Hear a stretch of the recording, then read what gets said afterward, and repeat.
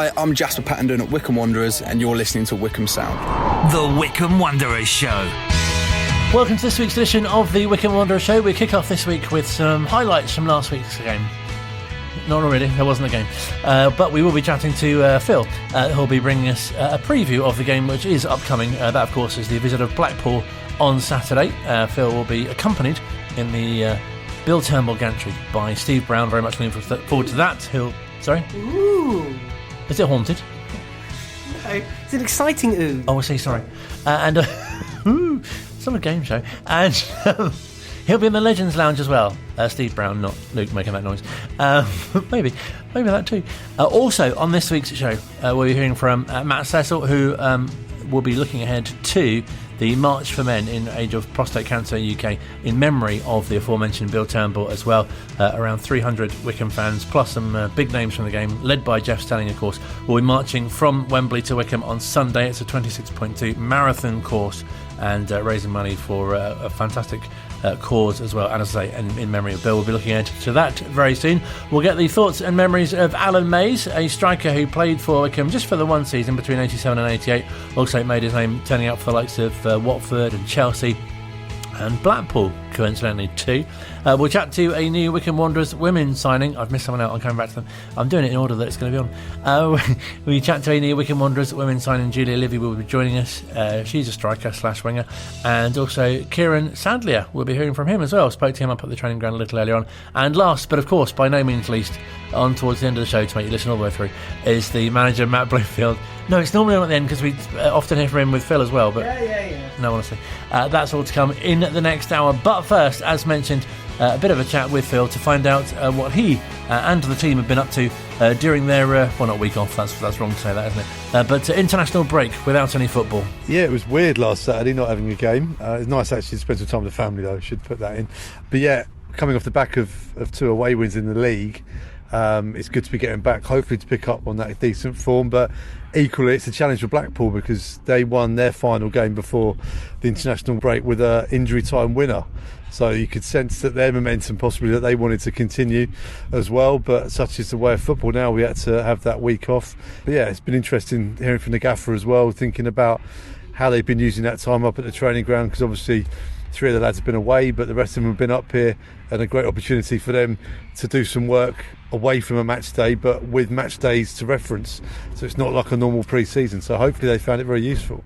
They have a behind the closed doors game, which again it's really useful to have that sort of way to work on things and to look at certain players too. Yeah. I mean, seeing the clip from on Twitter of the goal, I think it was last kick of the game, brilliant free kick from Cian Brecken. So hopefully he can take confidence from that as well as with all the other players who got minutes in that game against what sounded like a very competitive Ebbsfleet side who've been doing very well in the last couple of years too. So yeah, it just adds to, into the excitement really of this Saturday's game against Blackpool. And as you touched on, they're a team who had quite a similar sort of start to the season. Yeah, they've not been scoring a lot of goals. They've not been letting many in either. I think out of the 6 league games they've had 3 0-0s. But they do have Jordan Rhodes up front, who I know many Wycombe fans will shudder at the sound of his name, because I think he loves a goal against Wycombe Wanderers. I think it's 8 in, I can't remember how many games he's played, but it's a lot of goals against Wycombe. And he scored for Blackpool last time out as well in the 4th minute against Wigan. So yeah, someone that Wycombe fans will be very worried about, no doubt. And also a really nice picking up that momentum which was you felt was starting to build and things were starting to click. Yeah, I think the 2 away games, 2 excellent results. Northampton and Bristol Rovers. I thought Northampton were certainly in the first half one of the best teams I've seen this season in terms of the way they played and their possession without the cutting edge from a Wycombe point of view, which was very handy to see. But yeah, it would be lovely to get that 3 points on a Saturday at Adams Park. Hopefully a decent crowd there to see it too, and continue to build. And then straight off the back of it, we're into the Papa John's Trophy games on the Tuesday as well. Because of course people would have listened to Ringing the Blues and heard that Joe Jacobson's had a bit of a setback to his recovery, but I guess this sort of period is really nice for those to kind of get back as well in terms of receiving treatment or just recovering. Yeah, I mean none of the players want to be injured or like being injured, but they're not missing out on match days when it's down to this. But obviously the hard work that the injured players put in here, I mean, we're based up at the training ground full time now, and we get to see how hard they have to work, and we also get to see their sad faces looking out the window when their teammates and contemporaries are out there on the training ground, and that's where they want to be. So, but the work of the medical side here is exceptional, and they come back hopefully fitter than they were before. And a nice treat for you, a birthday treat on Saturday. They'll have Steve Brown alongside you. Yeah, it'd be awesome to see Brownie. What a legend! I remember him as a player. That's how old I am. Another year older on Saturday, thanks for reminding me. But I remember him in his 10 years for Wycombe Wanderers, one of my absolute favourites. What a player he was. Not just for the yellow cards and the red cards, but he was just fantastic to watch for Wycombe Wanderers. A real Wanderer left foot as well, scored some fantastic goals, but a real leader as well. And it's no surprise to know that he's still in the game. So looking forward to catching up with Brownie in the Legends Lounge, and also he's joining us in commentary. So it'd be brilliant to get his thoughts on the game. I can't believe it's a year since we did our first game back up on the Bill Turnbull gantry, and the first game up there was against Action Stanley on a Tuesday night, and Brownie was the co-coms that night. So it's quite a good way to mark a year. And also, of course, you mentioned, Bill, a fantastic event on Sunday, which you'll be involved with as well. Yes, I'm doing the walk with 400 or so other people. Jeff Stelling leading it, so looking forward to that. We'll be recording all sorts of stuff, both live and recorded for Prosperity on that. That will be on Ringing the Blues next week, and on Wanderers TV as well. It should be fantastic. Lots and lots of Wycombe fans taking part too. We all know the links with prostate cancer and Wycombe Wanderers at Bill Turnbull. I just think what an amazing event, and I think it's Jeff's 34th March for Men, which again, great effort from him. And I've just been replaying our chat we had back in March when they launched it, and making sure that everyone was going to be wearing shorts and comfortable shoes. Apparently shorts, no matter what the weather, if you're going to walk a long way, you have to wear shorts. So that's what I've taken from Jeff this week. Nothing too long in terms of the trousers. Unbelievable, Colin. And also, of course, people doing it, everyone's sort of touched by prostate cancer, and I guess it could be quite an emotional occasion too. Yes, I think Bill's family will be represented as well as the charity. And we mustn't forget that, as much fun as it will be to see everybody and spend the day together, this is highlighting a very serious cause. And for men of a certain age, go and get checked first and foremost. I'm not quite there. I thought, as you've already pointed out, I'll be a year closer by Sunday, so maybe I will be entering that window very soon. But regardless of the age, regardless of your gender, everyone should know about this, because early detection is the best way to deal with it. And obviously quite nice as well for you to be able to reflect on your time with Bill as well, and the sort of the fun times you had. Yeah, we've just seen some photographs that prostate cancer have got from Bill at Adams Park and with Wycombe Wanderers, and many of which I sneak into. And I still miss him to this day, especially doing the games together. And even when he couldn't get to games, those handy little text messages picking me up on my grammar, I miss those. Although I often think if I do slip into a bad habit, I just give myself a little slap on the wrist now and can picture Bill's stern face telling me off. But such an amazing help for me, especially when I was starting out. So I still miss those occasions. But every time I get up onto the gantry, you look out at that view and you just think of Bill straight away, because he loved it up there. And when you get up there, you can see why. It's a really nice legacy for him, isn't it? The association with the club, but also obviously the message that he's getting across about the charity too. Yeah, it's incredible the stats you see of the amount of people that are now getting themselves checked earlier, and also the amount of people who are then subsequently finding out what is the bad news, that they're testing positive for prostate cancer, but also that they're getting it early enough for them so the treatment can really make a difference, and not have a terminal diagnosis, which unfortunately, as we know, is what Bill had to go through. So every life that is saved along those lines, and countless number of lives have been saved. I can't think of a better legacy for anybody than that, really. And Sunday will just be a great way to celebrate that, to celebrate the memory of Bill, and, as I say, to keep raising awareness, to make sure there aren't many people following the road that Bill unfortunately ended up on. One day, hopefully, we'll be able to talk about a cure as well, and the money that's raised on Sunday can hopefully contribute towards that as well. Well, enjoy the game on Saturday and your walk on Sunday. I'm hoping I'll have a spring in my step on Sunday as a result of Saturday. Could be a really good weekend, especially if lots of money is raised on Sunday following all 3 points for the home team on Saturday, and possibly a debut for Kieran Sadlier as well, who we'll be hearing from a bit later on. But we were talking about the March for Men, the Prostate Cancer UK walk, which is taking place from Wembley to Wycombe on Sunday, and I've also been chatting to Matt Cecil, who of course is head of media at the club, and can tell us a bit more. When we learned of Bill's diagnosis, 6 years ago, and obviously being close to Bill through that time, and then the sad news that he died last year, once the grief has and the mourning has kind of subsided, you get overcome with this feeling of wanting to do something, to remember him, to honour him, and to help others avoid having to go through the same kind of experiences that he and his family had to do. So I remember the really earlier conversations with the charity, and they said, look, we're planning this walk, Wembley to Wycombe, and it's a logistical nightmare, but we'd love to make it happen. What do you think? And I said, straight away, you'll have the backing of everyone at Wycombe Wanderers, for what Bill meant to us, what the charity has done for so many Wycombe fans as well, with the support and the advice and the expertise that they give. So I said, tell us what we need to do, and we'll make it happen. And from there, all the plans have been put in place. The charity have done an outstanding job. The Wycombe fans have responded in their numbers. £175,000 has been raised so far, I think, which is incredible, and that will continue to go up, I think, over the weekend. Celebrities taking part, a lot of media attention around it, and it's amazing that it's all going to culminate with this walk on Sunday, and the sight of 350 people walking up Hillbottom Road, or limping up Hillbottom Road, or carrying each other up Hillbottom Road, whatever it takes to get across that finish line, they're going to do it, and we'll be so proud to see them finish. And really emotional, I'm sure, for people taking part who've been touched by prostate cancer themselves. Absolutely, everyone will have a different story. I know. My dad, very, personal to me, went through prostate cancer a couple of summers ago, and I remember how I felt when he told us the news that his PSA levels were high. This was scary, new territory for him and for all of us. None of us really knew what it meant, and thankfully for him, he was able to go through radiotherapy.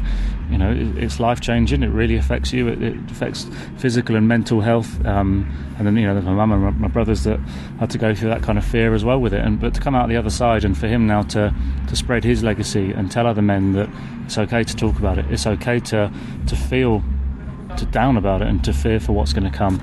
All the changes that your bodies are going to go through, as a result of having this treatment. It's okay to talk about it, and we're going to do this walk together. There's Charlotte Cobb, I know, is doing it, used to work for us, and she's got a very personal story to her as to why she wants to do this walk. We've got a lot of people around the club who have been touched by it, either personally or through people they know. And I'm sure, on that long walk, they're going to be sharing these stories. And why are you here today? Why are you doing this? And it's going to be amazing to see all those people bonding it and forming this community. And I said this to the charity the other day. Yes, it's about raising money, and yes, it's about awareness. But what it's done is it's built this community of people that have gone through it. And my dad, is another example.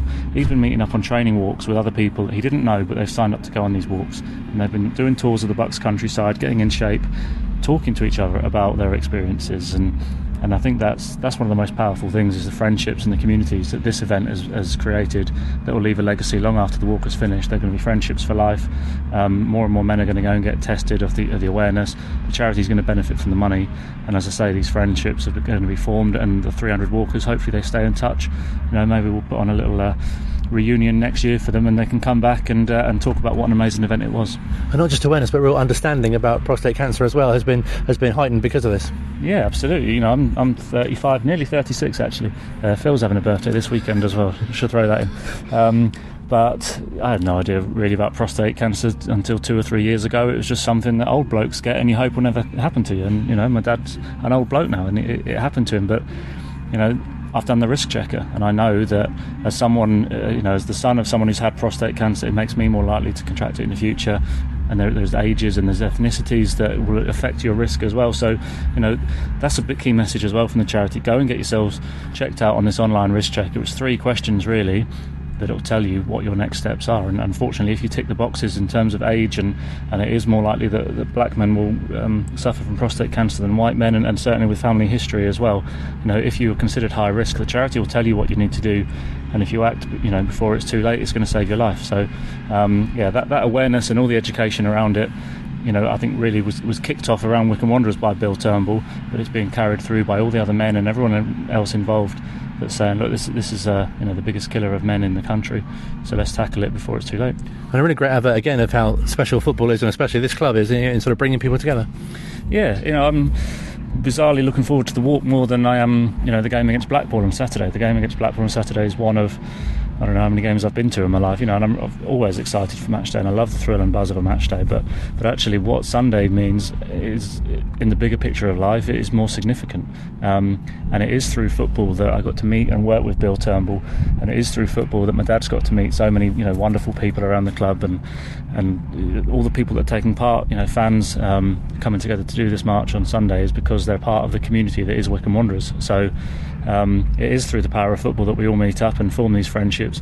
But what football gives back to the society and communities is incredible, and I think that's why we love the sport. As well as all the action and the thrill of the drama on the pitch, it's what it does off the pitch for us as well.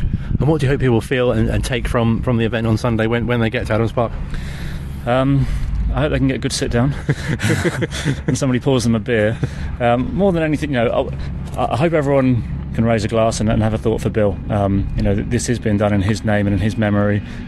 We think about him all the time. We hear his voice so many times on old commentaries. We see photos, and it always brings a lump to the throat remembering him. Wembley, standing up singing Chairboys for 20 minutes, knowing that our team needed encouragement and there's no one else there to give it to them. All of the things that Bill did for this club, the smiles that he brought to people's faces when he came through the room. This is being made possible because of him and his legacy. So, let's remember him on this day. But for everyone taking part, you should feel such immense pride. And you know what? Some people might not finish it. It is a long old way. And for some people who have been through prostate cancer and their bodies have been affected, they might find it too tough. But it's not about necessarily finishing it and doing a full 26 miles. It's about pledging your support to do what you can, to go the extra mile, so to speak, to raise money, to raise awareness, and just to be part of something so special. So everyone taking part should feel so proud of what they've associated themselves to. And I really hope they get the time to chat to each other, to share experiences, whether you're Jeff Stelling and Chris Kamara, the big celebrities, or your Wycombe fans who might feel too scared to go up and say hi to Jeff and talk to him. Please do. You are all in this together. You're all equals doing this walk, setting off at Wembley at 7:30, getting back to Adams Park in the evening. We're going to throw a party for you and applaud you all home. It's a fantastic cause on Sunday. Matt Cecil speaking to us here on Wycombe Sound on the Wycombe Wanderers Show, and you can donate as well on Saturday if you're going to the game against Blackpool. If you're not going to the game, you'll hear Phil commentating, who will be participating in the walk as well. Well worth listening to this week's Ringing the Blues as well, and indeed next week's as well, of course, where you'll get more reaction to that event. The Wycombe Wanderers Show continues here at Wycombe Sound. Online, on Radio Player, and on 106.6 FM. This is Wycombe Sound. Bill Turnbull, a broadcasting legend whose tireless campaigning for prostate cancer awareness left a lasting legacy for men's health in the UK. Bill's message was clear. I really want you and your loved ones to take this simple online risk check now. Let's honour Bill's legacy together. Let's get men across the UK to check their risk. Let's broadcast it like Bill. Check your risk. Share the risk checker. Save lives. Still to come on this week's edition of the Wycombe Wanderers Show, we'll hear from manager Matt Bloomfield. We'll catch up with a new Wycombe Wanderers women signing, as well as a new arrival for the men. We've got the return of our notice board section. Hooray! Which was so popular last week and played such a pivotal part in the show as well. Also last week you'll know that we heard from a former Watford player who also played for Wycombe Wanderers as well, Nick Price. Well, I believe I called Neil Price at one point, but hopefully that wasn't in the podcast version. No. Thank you. But big thanks to the Wycombe Wanderers Ex-Players Association, because we're speaking to someone else who also played for Watford and Wycombe, and this week's opponent's Blackpool as well. Alan Mays, who still lives in the town and has very early recollections of his time at Lokes Park between 1987 and 1988. I knew I was going to finish at Blackpool, and there was a chap called Laurie Craker who lived in Wycombe, who played with me at Watford. I had a good career after that, non-league, and also managed, and he knew Alan Gain, and I was keen to get into management and coaching. I'd done my 2 badges whilst I was playing professionally, and the idea that was, having spoken to Alan Gain, that I would play the odd game for Wycombe, bearing in mind the injury that I had, and finishing professionally, but I'd help him with the coaching. And just before I drove down from Blackpool and finished my professional career and came home to Wycombe, because I kept my house here, I got the news that Alan Gain had been sacked. So it all went a bit pear-shaped from there. So do you have any sort of memories or recollections of particular games that you did play, or moments that stand out during your time at Lokes Park? To be honest, Colin, not really. It's such a long time ago. I remember feeling that, oh, blimey, this is easy, without sounding arrogant. It was a different level, obviously. I'd come from second division and Carlisle and then down to Blackpool in the third division. So I think we played someone like Maidstone at home and I scored in a friendly. I think that's the only real memory other than getting thumped at home by, I think it was Barnet, on the sloping pitch. And that was a bit of an eye-opener, to be honest. The level was good. I wouldn't put it there. There were some very good players there. That Mark West, I can remember, who was a decent finisher, and I think Keith Samuels was there, Neil Price, who came out of Watford. So, you know, there was some good players, but we probably weren't the best team at the time. I don't think we were up thereabouts in terms of league position, but I enjoyed it. It was, at least I was still playing. I was perhaps feeling the effects of finishing my career. I was 33, so I'd done quite well, but the osteoarthritis in my hip caused sort of other problems. But I was disappointed that I didn't play more games and get involved in the coaching, because I really feel that I could have made a much better contribution than I did. I mean, I ended up moving on and going into management non-league, and which in the end didn't suit me, and I started a career which I had to think about anyway, coming out of football. As someone once said to me, have you got a proper job? So that was the situation. But I lived in Wycombe. Wycombe are my second team, I have to say. So I wanted to make a contribution. It was just a shame the way it worked out with personalities and people that came in after Alan, and I never really got a chance to work with him. So it was a very short spell. I was grateful to the club that they manufactured a position of assistant commercial manager. I'd started to study before I finished football, so I was getting sort of good qualifications together, but that was a start commercially and a bit of a grounding, I suppose, towards, you know, later life, job recruitment, that sort of thing. And some other interesting tie-ins as well. Obviously, you've had dealings with Mike Keane, from another Wycombe manager, of course, from your time at QPR as well. Yeah, huge respect for Mike Keane. I would have gone to most clubs as a schoolboy, so I had the pick of the bunch, but I chose QPR.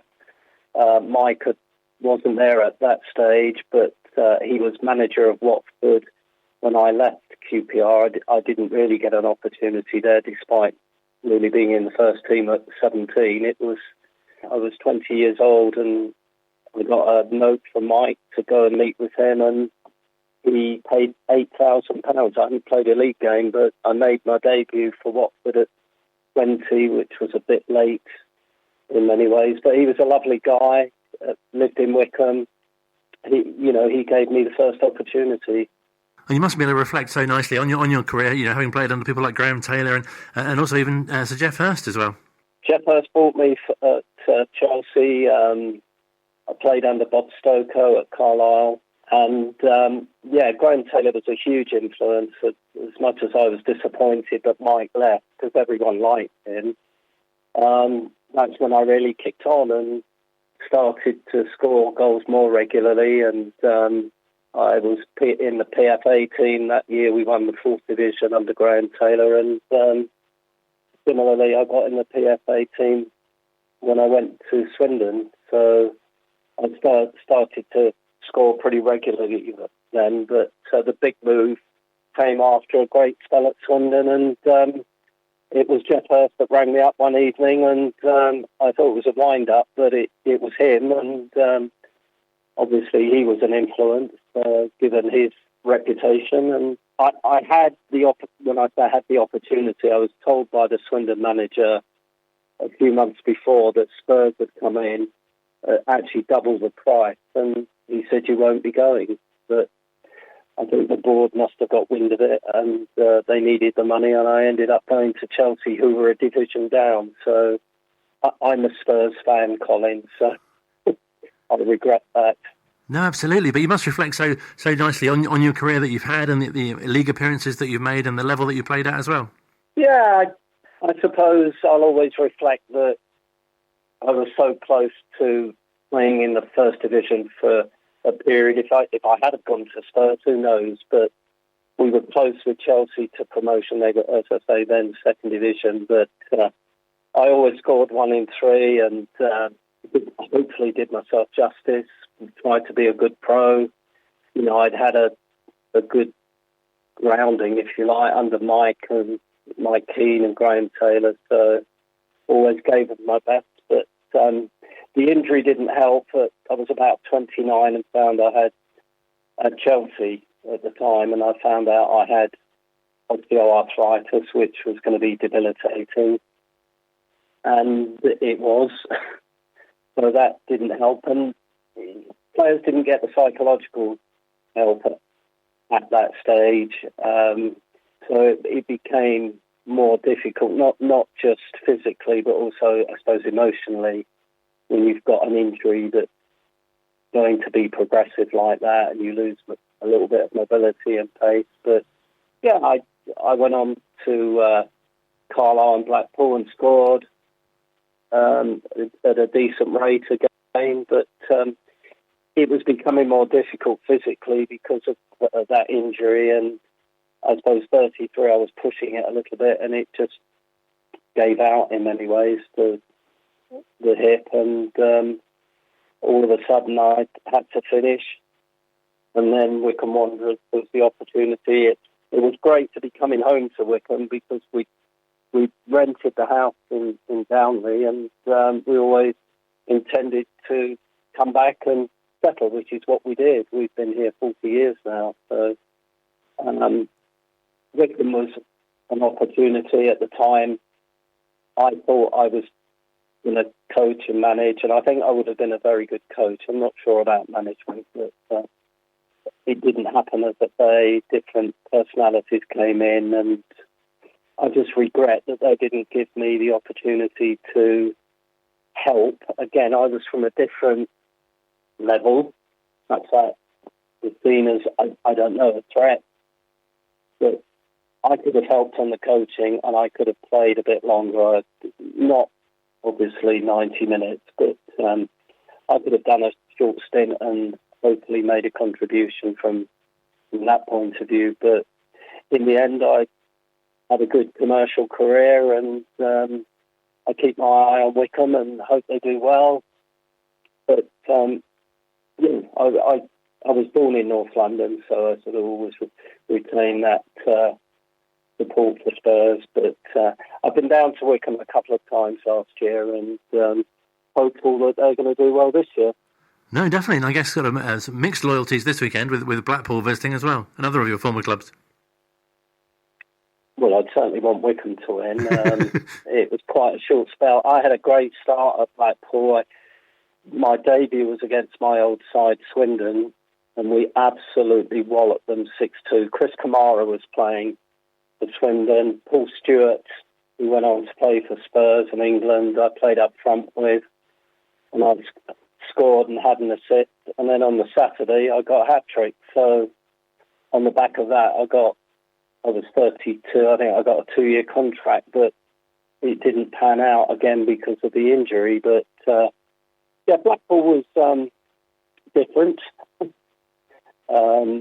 in terms of the location. Playing in Carlisle, we were always going to come home, so it was difficult for my wife and a little girl of 3 at that stage. But in football, you've got to move on where you wanted. It's as simple as that. Have you always been a striker as well? Because it must have been fantastic to get that, the goal tally, like you say, the record of 1 in 3. I think I scored 16. I got in the PFA team when Watford won the 4th division, But a season later, Luther Blissett came on the scene, and Graham Taylor called me round his house, and Swindon had bid 80,000 for me, and he said, I don't want you to go, but I want you to play wide. And that's a position that I think you'd excel in. But I'd always been a striker, and I wanted to stay at Watford, so I gave it a go. And it didn't work out. I went to Swindon. I scored 11 in 20, I think, the half season. We beat Watford at Swindon, and I got 28 the following year, and the country's leading scorer, bar Clive Allen of Spurs. And Graham Taylor had sent a message to the Swindon manager that if I scored 20 because I had a great start, he'd send me £5. Well, I had 20 at Christmas and was the leading scorer in the country, and he sent me £5 of pennies. But despite the disappointment leaving Watford, huge respect for him and the contribution he made to my career, and obviously went on to manage England. So, yeah, it was the right thing to do. Again, as I said earlier, you have to move on, but some players come out of league football and have extensive careers non-league, like Laurie Craker, Wycombe lad. He didn't play for Wycombe, but he'd always lived in and around here, and he did very well non-league and also managed. And similarly, someone like Neil Price, who I know well from Watford, Clive Walker at Chelsea had quite a long career, I think, non-league after playing professionally. I just wish I was fit enough to have, again, made a bigger contribution to my hometown club. Well, it's been fantastic to speak to you, and I think that's really nice about the Ex-Players Association as well, and fans listening who will have seen you play, and it's great for you as well to kind of be connected with ex-teammates and people that you've played against as well. I think football's really special in that way.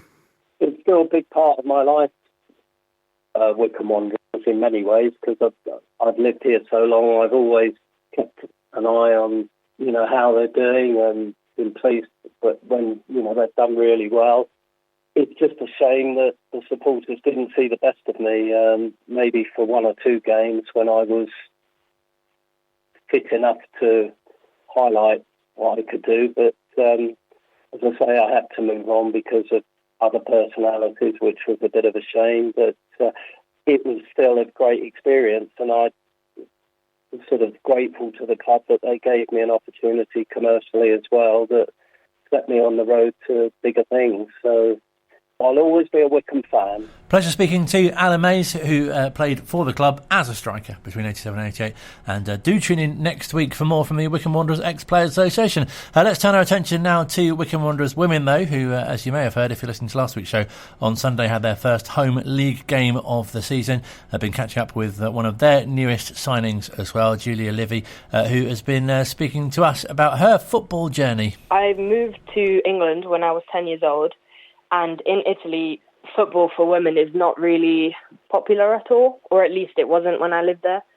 Especially in the part of Italy I was from, it's kind of like women really just mostly do dance or volleyball, stuff like that. So football really wasn't, available.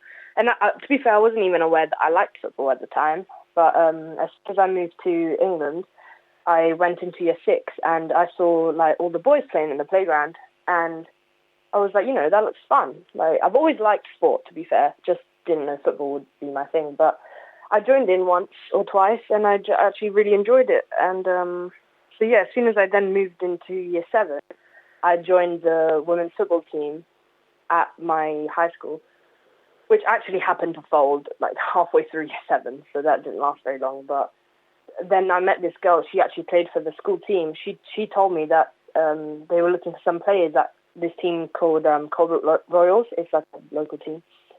And I just joined them and started playing. I wasn't very serious at the time.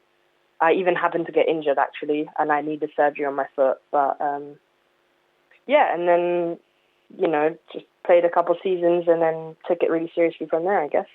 So what was the process like for finding what would be your ideal position? I always really started off as a forward. Like, I was never really a defensive sort of player. But then my coach at the time was like, oh, you're never going to be a striker. Like, I wanted to be a striker, but he was like, yeah, you're never going to be a striker. It's just not, like, you're just not good at it. Like, it's just not going to work.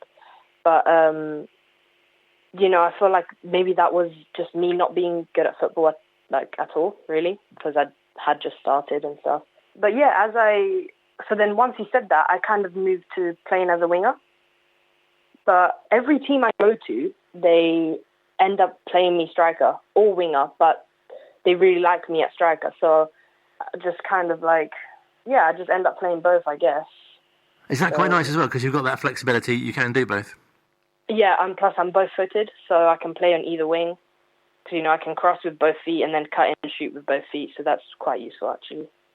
It sounds as well that you haven't found it too challenging, if you like, to be able to there haven't been not many opportunities for you to be able to play football, because you hear a lot of girls especially who found, you know, opportunities quite restricted.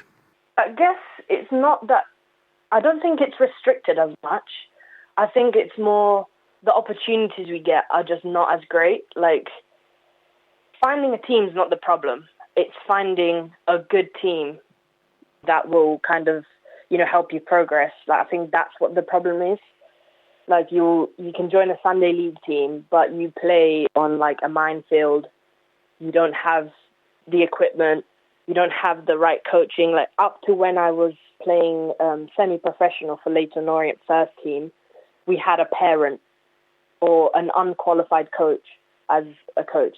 So you're playing for a professional team, but you're not getting the quality, you know? So I think what women talk about when we don't have the opportunities more for progression or like equal opportunities to men. So like, I feel like if you go to any academy of any professional team, so like even under 16s, they'll have like a fully qualified professional coach, whereas us, we'd be in the first team and we still don't get that same level.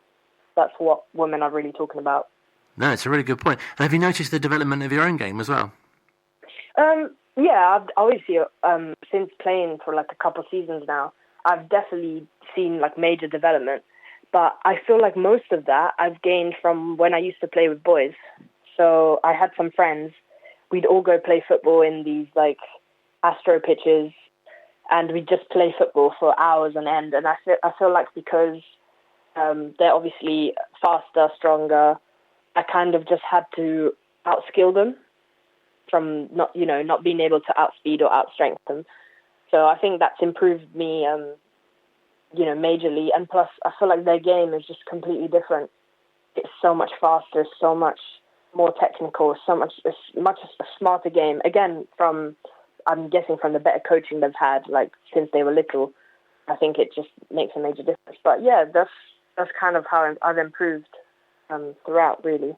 And have there been particular parts of your game that you've especially been working on, especially recently? At training, we've been working on finishing. And, I think with me, because I switched from wing to striker a lot, because obviously you could do completely different things. Like, you're both attacking, but it's different on how, like, you pass the ball, how you run off the ball. So it's kind of getting used to that switch. And, but yeah, mostly, like, decision-making in general. I think that's a big part of football for everybody, really. No, absolutely. And tell us a bit about how your move to Wycombe Wanderers Women came about.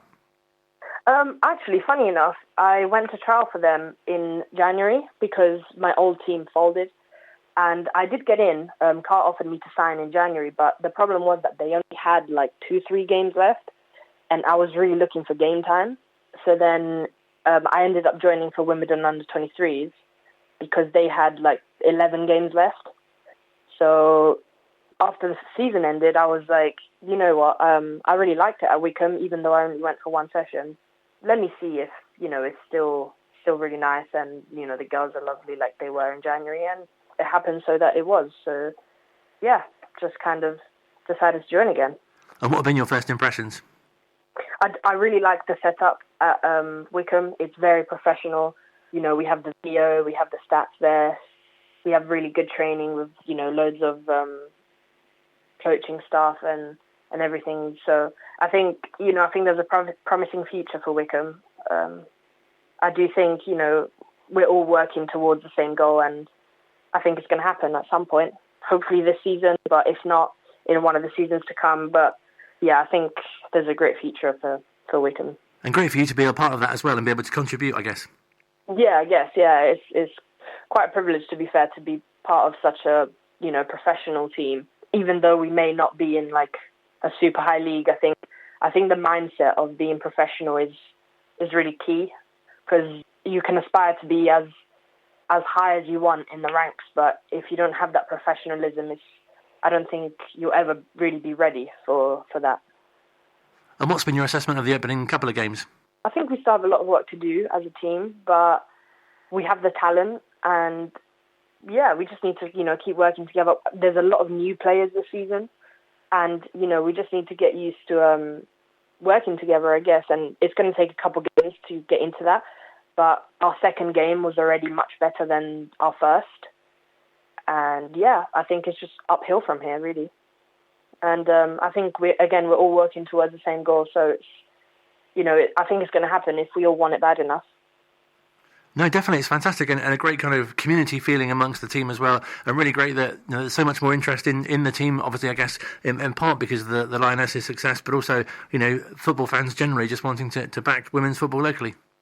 Yeah, no, that is lovely, to be fair, and you really notice it. Like, even in public, like, when you tell people that you play football, like, everybody's super interested now. And, there's people coming to watch, like, genuinely paying to come to watch, which is, it's kind of strange, really. It's a weird feeling. But, yeah, I love it. And it's, again, only uphill from here, I guess. No, definitely. And I guess it's a common question as well, but do you set yourself kind of personal or team goals that you hope to achieve this season? Yeah, so team-wise, I guess, is, contributing to promotion, because I guess that's what we're all working towards. And personally, I really want to get as high as possible in football by the time I'm 25. So I'm 20 right now, and I have 5 years to, reach that goal. Obviously, ideally, WSL, striving for the stars, I guess. But, we'll see how it goes and try and get as high as possible. Online, on Radio Player, and on 106.6 FM. This is Wycombe Sound. Still to come on the final part of this week's Wycombe Wanderers Show, we'll hear from manager Matt Bloomfield as he prepares for his 50th game in management, which obviously includes the stint at Colchester, and not just with us as well, but we'll also look ahead to the game against Blackpool on Saturday. We'll talk more about the Prostate Cancer UK March for Men as well, as he gives us his thoughts on that event, and also, of course, find out what he and the team have been doing during the international break and how beneficial it's been for him. But first, also in that sort of window, if you like, but post-transfer window, of course, Kieran Sadlier arrived at the club, and we spoke to him a little earlier on his 29th birthday. Yeah, no, obviously celebrating birthday. I'm getting a bit older, but try and forget about it. But no, I'm joking. It's been a good couple of weeks. Really, obviously delighted to sign here at Wycombe, and it's been perfect. Really coming in the last 2 weeks, we've just been pure training. It's been like I think it's like a mini kind of pre-season, trying to put together things we're working on and kind of showing me how we play and getting to know the lads, and they've been really good. They've been really welcoming, and everyone has, and it's been really good. It's been I've settled in really well. I live not far, just down the road, so and the weather's been amazing as well, which is a big change from what I'm used to up north. But yeah, it's been good. Does it feel a bit more perhaps special in a way, arriving outside the transfer window? Does it feel a bit more kind of different? No, to be honest, it feels the same, to be honest, because it was only literally on deadline day that I agreed to leave Bolton, verbally agreeing to come here. So I still had another year left at Bolton, but I just felt it was better for me to move on and try something new and a new challenge, and kind of and try and play more regularly. Obviously I played really regularly at Orient last season, but it's pretty much felt the same. But it's been exciting, it's been good. Obviously I moved to another part of the country, back closer to where I'm from, to be fair, but it's been really exciting. And also I guess it must feel like you're arriving at a really exciting time as well with what's happening here. Yeah, no, the boys are in good form. They've 10 points I think from the last so many games, and yeah, the boys are all in good spirits, but they don't want to rest on that. Everyone wants to win more games, and we want to improve on things, and I think we all feel that there's certain things to improve on, and it's a long season, and we want to finish as hard as possible and try and make this season a real success. That's something really nice, especially for you personally, to be able to kind of contribute. Yeah, no, obviously I want to come here and make a positive impact, bring some of my attributes here, and hopefully they flourish, and do you know what I mean, and just work with the lads, and just work hard, and just enjoy myself. I think enjoying myself and enjoying football is the main thing. I think if you do that, then the rest kind of goes by itself. It's just about coming here, enjoying football, enjoying playing in more further up the pitch, was what I'm used to and how I was brought up. And I think I think just enjoy football and work hard, and I want to really contribute and be a positive contribution to this club, and hopefully we can do really good things. And hopefully get to make your debut this weekend, which would be really nice, especially being a home game, and also against Blackpool, and a team who've obviously just come down from the Championship as well. Yeah, no, that's obviously up to the management staff and stuff, but no, like whenever I make my debut, I want to make a real good impact and a sign of things to come this season, hopefully. And I'm looking forward to it. Whenever that is, I'm looking forward to it. And a great opportunity for you to kind of show the fans what you can do as well. Yeah, no, I want to show the fans that I can be a real kind of creative attacking threat, and composed on the ball, and work hard. I think if you work hard, I think sometimes the rest of it goes into place. And no, I'm looking forward to getting out on the pitch at Adams Park and trying to maybe exciting the fans, and you know what I mean, and I'm looking forward to it. And do you get the impression that League One will be especially competitive and quite tight this season? Yeah, no, obviously I've played in League One for a while for different clubs, and this year seems to be tighter. There's no real clubs that look like they'll run away with it. As last year, I think you obviously had the Ipswiches and Plymouths who just didn't stop winning. Then Sheffield Wednesday were just behind them, decent, and then obviously us at Bolton, we were in and amongst it as well. But I think this year it's tighter. There'll be a few surprise clubs. I think obviously at the moment Port Vale are flying after their first game of the season, and I think a few clubs are doing really well. Oxford are up there, and Bolton are up there, and even though Wigan aren't up there because of their deduction, they're still like a good team, and Blackpool are a good team as well. So I think it's a real chance for us to concentrate on ourselves, and you know what I mean, you can do anything in a season. Like there's no limits to what any team can do in a season, and there's no reason why we can't be one of those clubs that in and amongst it and go and have a real success. Pleasure chatting to Kieran, especially on his 29th birthday. I'm sure he's celebrating as we speak. Happy birthday! Thank you. Also on the on the pebbles at the training ground, sat down with manager Matt Bloomfield to firstly find out what he and the team were doing over the international break. Mainly on the training ground. We figured that it was an ideal opportunity for us to get some work in. We had a disjointed pre-season, so we felt that we could have a really tough few days with the boys, so we spent it on the training ground. It was it's been really nice to also have a little bit of thinking time without any games to prepare for, to zoom out a little bit and have an overall view of what we've done so far, where we want to improve, where we need to get better, and try and implement as much as we can. So it's been a really busy period for us, but it's also been nice to have a little bit of thinking time on top of that as well. And obviously I'll be hoping that this weekend you can kind of resume the momentum that you were starting before the break.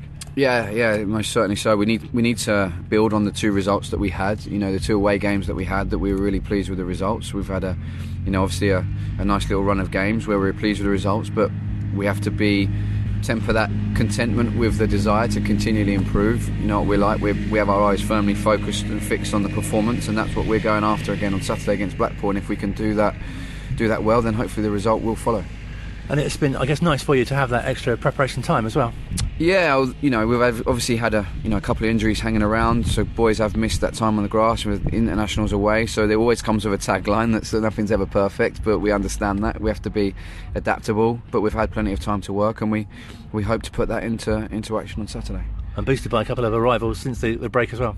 Yeah, absolutely. I think that Sads has been known to us here at the football club for a number of years. We've been interested in him for a number of years, and that was an opportunity that presented itself late on the Friday evening on the transfer deadline day. So we're really pleased about getting Sads in the building and Franco as well, someone who couldn't come more highly recommended than he has done through Russell and Sergio.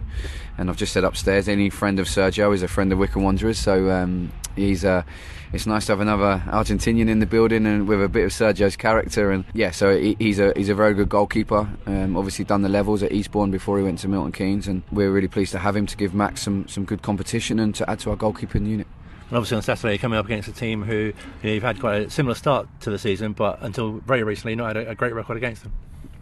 No, I think that these games always come with the history, but also in isolation. It's a group that we've put together that we're really proud about of how we've been able to put this group together, and it's a group that's we hope is evolving and getting together as quickly as possible. So yeah, it'll be a really tough game. Blackpool I think they've made some fantastic signings over the summer to go with the players that they already had. A really competitive squad. Neil Critchley's obviously a guy with immense experience, so we know we're going to have a really, really tough game, but we're also really confident in ourselves, and we want to make sure that we go out and put on a good performance. And does it not really matter in a way that you're facing a team who's come down from the Championship, or indeed coming up from League Two, or whether it's an established League One side, really? No, I think every game is in with that isolation. I think early season maybe it's slightly different because the teams that come up from League Two do have a bit of momentum and a little bit confidence within their squad. But I think if you look at Blackpool's squad, the way they've recruited over the summer, they've gone and been able to recruit some really, really good players. If you look at Jordan Rhodes, Albie Morgan, Carl Joseph, they've already got some real good players. Shane Lavery, obviously Norburn as well. They've got some real good players. Jensen Weir, they've recruited. So just trying to name a few that they've gone and done. They've got some good players. CJ Hamilton's a good player. So we know that they'll come with threats. So we have to be aware of them, respect them, but we have to be confident in our game plan and what we want to do.